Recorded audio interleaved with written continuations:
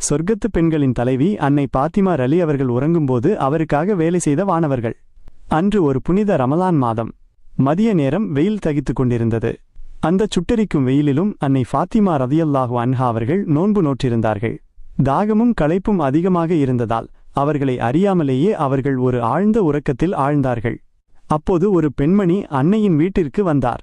கதவு மூடியிருந்தது. ஆனால் உள்ளிருந்து கர் கர் என்று மாவரைக்கும் திருகை ஓடும் சத்தம் கேட்டது. அந்த பெண்மணி வியப்படைந்தார். ஜன்னல் வழியாக உள்ளே எட்டிப் பார்த்த அவருக்கு ஒரு பேரதிசயம் காத்திருந்தது. அன்னை ஃபாத்திமா ரதியல்லாஹு அன்ஹா அவர்கள் தரையில் ஆழ்ந்த உறக்கத்தில் இருந்தார்கள். ஆனால் அந்த பாரமான கல் இயந்திரம் தானாகவே சுழன்று மாவு அரைத்து கொண்டிருந்தது.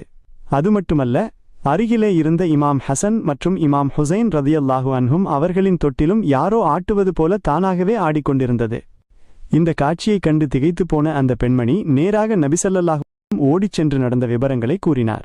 அதை கேட்ட கருணை நபிசல்லாஹு அலைவசல்லம் அவர்கள் கண்கள் பணிக்க இவ்வாறு கூறினார்கள்: என் மகள் ஃபாத்திமா நோன்பு நோற்றிருப்பதால் அவருக்கு ஓய்வு அளிப்பதற்காக அல்லாஹ் வானவர்களை இறக்கி அந்த வேலைகளைச் செய்ய பணித்துள்ளான். சுபஹானல்லாஹ்.